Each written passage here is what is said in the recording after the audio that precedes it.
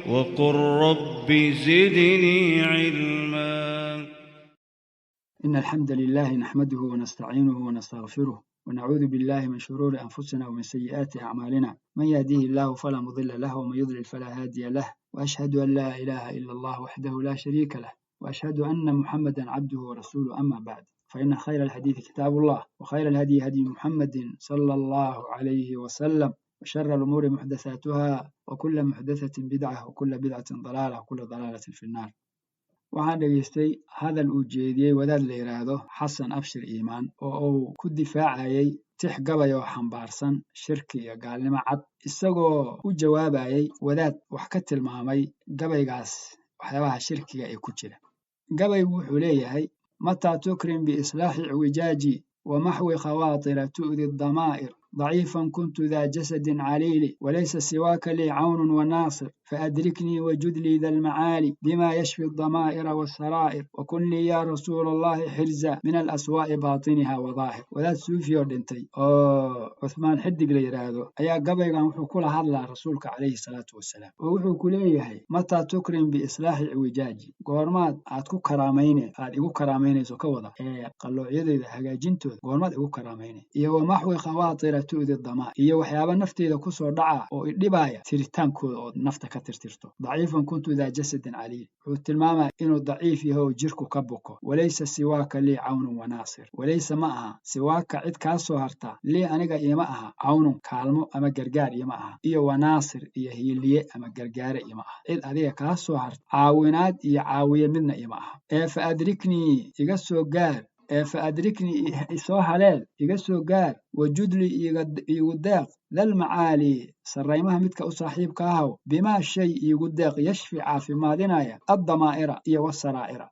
وحقرصون السرها وحعافي ماذنايا. وكن لي يا رسول الله حرزا، وكن أهاو لي أنيقا إيهاو يا رسول الله إلهي كو صدرو حرزا إلى لي إيهاو من الأسواء عاد إيغا حرز إيغا نقطو حميوينك باطنها مدى ذا قرصون وظاهر مدى موقت. وذات كاس نبي الله عليه الصلاة والسلام هو بريا وحوي دي سنة مركا وهريدا إنو أبوكسيو caafimaadiyo jirka iyo qalbiga intaba. arrinta labaad wuxuu leeyahay cid aan adiga ahayn oo kaalmaysa ama kaalmo bixida haba yaraatee ma jirto. arrinta saddexaad wuxuu leeyahay iga soo gaaro waxaad iigu deeqdaa cudurrada kuwa muuqda iyo kuwa qarsoonba waxaad iiga bogsiinayso. intaas oo dhanna wadaadku si toosa ayuu rasuulka u weydiisanaa calayhi salaatu wasalaam, oo xataa odhan maayo ilaahow arrimahan iyaga ee aan dalbanayo rasuulka sababtiisa rasuulka jaahiisa igu sii dhihi maayo. oo taa hadduu odhan lahaa oo alla baryi lahaa kuna baryi lahaa rasuulka jaahiisa iyo fadligiisa, taas tawassulaa la yidhaha. tawassulkaasina waa bidco, mid la jideeyo maaha. kelimo horaan ka jeediyey xadiidkii indhoolka ahaa aan ku muujiyey inaanu xadiidkaa tusinaynin in lagu tawassulo jaaha rasuulka sala allahu calayhi wasalam, arrinkaasuna aanu bannaanayn. mana u odhanaayo rasuulkii allow ilaahay ii weydii inuu qalbigayga ii nadiifiyo oo jirka ii caafimaadiyo, ma dhahayo. taa hadduu odhan lahaa shirkii ahaan leh, maxaa yeele ilaahay cidaan ahaynuu barya. waana imaan doontaa waa shirkun fil uluhiyya, mushrikiinta carbeed waxay samaynayeen waay. marka wadaadku tawassulkii bidciga ahaa iyo istiqaasadii shirkun fil uluhiyada ahayd meeshan waxa uu ku hayaa waa kasii xeel dheer yihiinoo waa istiqaasadii shirkun fil rububiyya oo rasuulka sala allahu calayhi wasalam ayuu toos u baryaa, waxaana u weydiisanaa ilaahay maahine wax cid kale aanay bixi karin oo ah qalbiga in la caafimaadiyo ayuuna weydiisanaa. hadalka sidaa u cad ayaa wadaadkan ina abshir ou rabaa inuu u qiil dayo. bal codkiisa ila dhegaysta walaalayaal. abyaada hore oo afarta ah waxba inaan waqti ku lumiyo mar rabo, maxaa yeelay aqsa maa fiiha waa dalabu shafaaca walistiqaafa, wax kale ku jira ma laha. waxa hadda uu sheekha ku bishiyey abyaadan wax ilaahay lahaa ayuu wuxuu u tiirshay makhluuq oo nabiga soo muusan dheh. hadda saxaabadii rasuulka iska daayay nabigii oo wax ilaahay lahay asagoo isu tiirinayay ayaan haynaa. haddii la yidhaahdo maxwu dunuub yaa dunuubta qofka ou galay yaa ka tirtira ilaahay soo maha subxaanahu watacaala. nabigii oo isu tiirinaya ayaa fii saxiixi muslim ku sugan ina lii asmaa'an yuri rasuulku sala allahu calayhi wasalam, asmaa'an leh ana muxamed wa ana axmed wa ana almaaxi. marka hadalku wuxuu ku socdaa majaas uu ku socday. ومركو رسولك الماحي أوليه مع أنه معهن أنا حقيقة ماحي أماه إنه يساستهي أو إنه سبب يهي سبب المحو يهي أو إرجع مجاز عقل ليره أو كجرنا إسلا صحيح مسلم كعدي رسولك عليه الصلاة والسلام يمحو الله بي الكفر يمحو الله الماحي فسر كيسوا يقول بعض السببية لهذا وحال قوة الماحي مرك الله أنا حقيقة ترى ما أنا السبب إذا إلهي كفر أو كتر كفر يعني وحلو هلقة بصدق ذنوبتك يوسر هي شرط إنه يهو غبن بعد الروايات أو حاكم أو عدين عيسى إن ذنوبتك دل اسكم متاهي أيها جرتوا sidaad maqashaan walaalayaal wadaadku hadalkaasuu rabaa inuu u qiil raadiyo meeshii uu ka beri noqon lahaa kana digi lahaa xaqana u ila lahaa hadalkiiuu rabaa inuu weji saxa u yeelo oo haddii lasoo khulaasay wuxuu leeyahay wadaadka hadalkiisu waa majaaz sida hadalka daahirkiisa ka muuqato inuu rasuulka baryaa maaha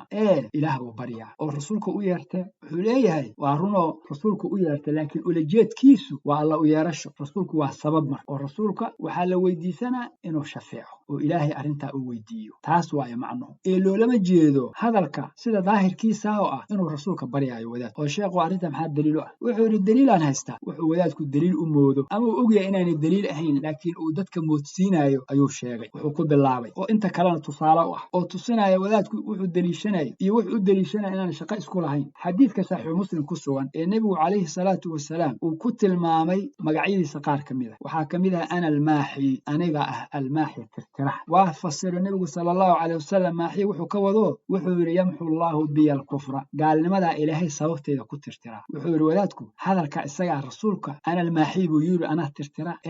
ilaahay baana tirtira gaalnimada laakiin rasuulku isu tiiriyay wuxuu wadaadku sidaas oo kale inuu yiraahdo hadalka meeshan ku yaala oo sheekhu leeyahay wa mahwi khawaatira tu'di damaa'ir tirtirida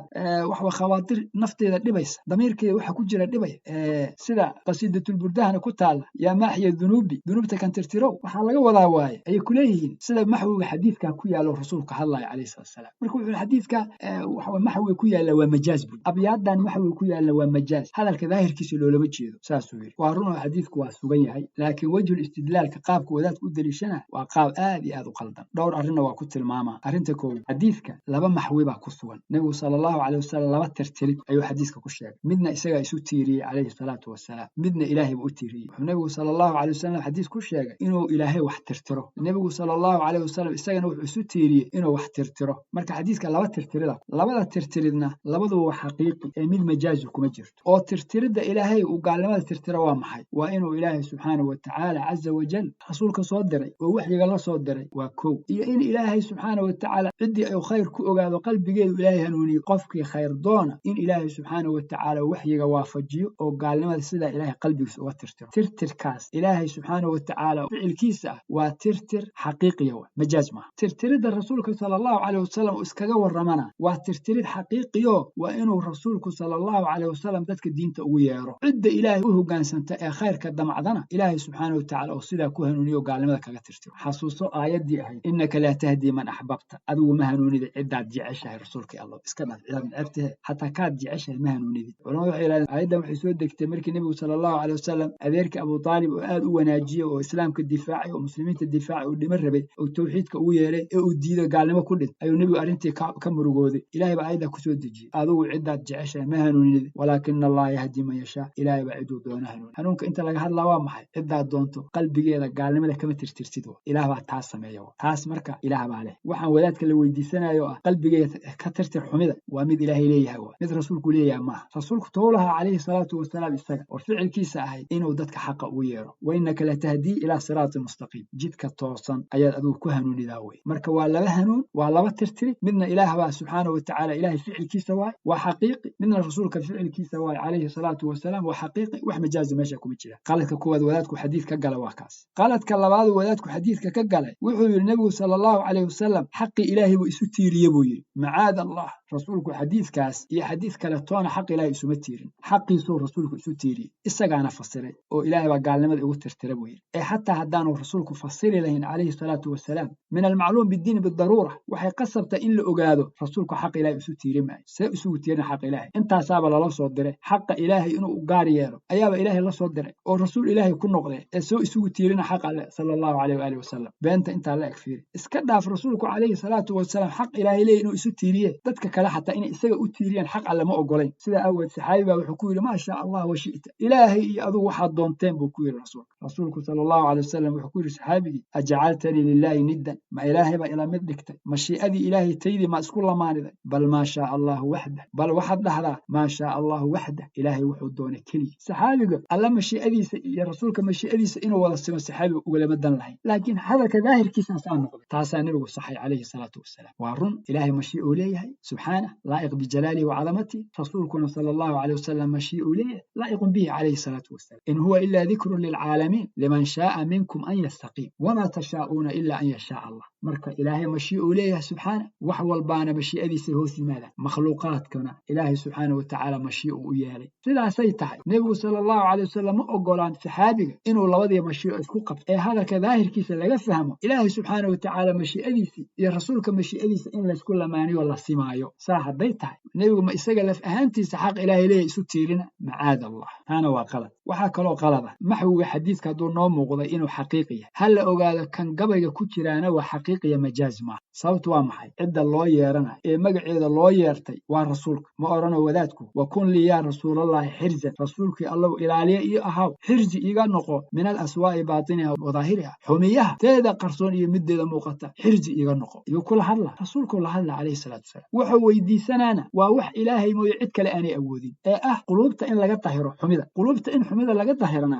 waa maxwiga xaqiiqiga ee ilaahay leeyahay midkii sababta ahaa maaha waxaa intaa dheer wadaadku hadduu yidhaahdo midkii sababta ahaayan ka wada oo ma rasuulkaad leedahay rasuulka allow diinta ilaahay ku bara ibar masaasaad ka wada xaqi ilaahay ku soo gaarsi isoo gaarsii masaasuu wadaadku ka wada kama wado hadduu xataa kaa wadi lahaa waa qalad dee rasuulku markuu dhintay kadib calayhi salaatu wasalaam seebuu kuu soo gaarsiina xaqii ilaahay usoo dhiibay adoo soomaaliya joogto inaad halkaa ka dhawaaqd iska dhaafay qabriga nebiga sala allahu calay wasalam inta tag kaligaa maaha ummadda muslimiinta dhan inta isu tagaan rasuulka masale cilmiga ha weydiiyaan oo ha u kala caddeeyo calayhi salaatu wasalaam maanta ma dhacayso maxaa yeele sala allahu calay wasalam waxyii loo soo dhiibay waa gaarsiiyey ummaddow bara kutubada cilmiga ku yaalla waa la xifdisan yahay qaabkaasaa lagu ogaana ee isagii in la baryo la yidhaahdo xaq noo cadday markuu dhintay kadib wax laa'iqa maaha marka rasuulka hanuunna ma weydiisan kartid sida gabaygan ku taal qalbiga iga tahire in la yidhahdo waa qalad intii sababta ahayd la weydiiso la yidhaahdo xaqa noo sheegoo noo bayaanina waa qalad markuu dhintay kadib calayhi salaatu marka laba gooraba abyaadaani waxay xambaarsan yihiin wax qaldan waana xaqiiqi iyo majaaz maaha inay xaqiiqi tahay oo aan majaaz ahayn waxa ku tusinaya waa aaminsan yihiin wadaadadu rasuulku sala allahu calay wasalam inuu maqlaayo aaminsan yihiin arrimahan inay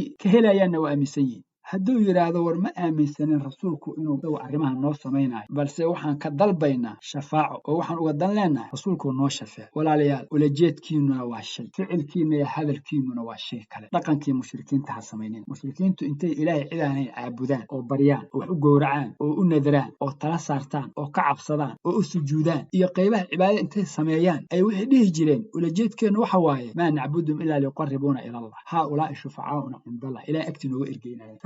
ويعبدون من دون الله عبادي عدا إلهي إلا حين ما لا يضرهم ولا ينفعهم حقيقة صاصوة ويقولون هؤلاء شفعاؤنا عند الله هل يكون إلهي كنوا إرقيني مركا وعدقا كمشركين عبادي عدا إلهي أنت اللي الليحيو ليرا هذا ولجد كنو وإن إلهي قدوانوا وإن إلهي نودويان وإن إلهي نو إرقيان وإن إلهي سبحانه وتعالى وحان دوننا أن أغهل نوع ولجد كإستغانا ولجد وحلوه لا معه إلهي سبحانه وتعالى عدا إن لو ويديس عافمان لو ويديس أول لو ويديس جنة لو ويديس سيئو إلهي سبحانه وتعالى وأكشف فعلا وح مقبولة معه وح صح معه مدة كله محوج حديثك كسوان الرسول صلى الله عليه وسلم أو سمية وإنه دتك حق ويا روى لكن محوج قبل كسوان وإنه قلوبة النظيفية أرنتان والله أرنو كل دوام ولا تكدو يرادو والرسول كلام يارنا إيه إله بالله يارنا إلهي من الرسول بالإله مقعيد إلهي من الرسول بكمله تعالى الله عن ذلك علوا كبيرا إذا الله يارنا والرسول صلى الله عليه وسلم قبل يدان إله لوجو ما يارن رسولك الله يار هدو ولاد كان قبل يتري يكون أقرنا وكو حضرينا إلهي ويارنا يان إلهي مقعيس صفات كيس ويقانان ما الله يارتان محي رسولك صلى الله عليه وسلم ويارنا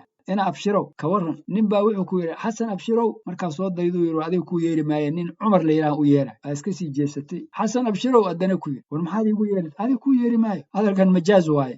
waxaan u yeeraa nin la yidhaha cali oo ku yidhi war niba haddaad niga u yeerana cali iyo cumar ayaga u yeero zayd iyo camar iyo khaalid ciddad u yeera ayaga u yeera aniga ha ii yeeranaad leeda magacayga ha igu yeeri waa gar waay sidaa daraaddeed wadaaddow haddaad ilaahay u yeeranaysiin ilaah u yeerta haddaad rasuulka u yeeranaysiin waa sida hadal ka muuqatee been ha ka sheeginina xaqiiqda oo ha dhihinina ilaah baan u yeeranayn haddaad leedihiin waa run hadalka rasuulkaan u yeeranay isagaana magacaawna ilaah uma aanaan yeeran laakiin waxaan uga dan leennahay ilaahay inaan u yeerno haddaad leedihiin de arrintaa waa qaldantii ka waantooba ilaahay u yeerta subxaanahu watacaala adinkoo rabtiin inaad ilaahay u yeeratiin cid kale ha u yeerinina haddii meesha ay ku caddaatay in abyaadaas nebiga sala allahu caleyh wasalam lagu tuugaayo aan ilaahay lagu baryayn warkaasuu cad yahay xadiidka wadaadku usoo deliishadana aanu daliil u ahayn gabaygu wuxuu ka hadlaayo maxwiga uu gabaygu ka hadlaayo iyo maxwiga xadiiska ku soo aroran inaan shaqo isku lahayn waxay tusaale u tahay wax walba uu wadaadku hadalkaa ku sheegayo oo intaa ka dambeeya wax noocaas oo kale waxbuu iska soo qabsana ma garanayo si in loo yidhaahdo miyaa wadaadku daliil buu sheegay ma uga dan leeyahay ma isagaan fahamsanayn allahu aclam fadhigaana aan intaan kusoo koobo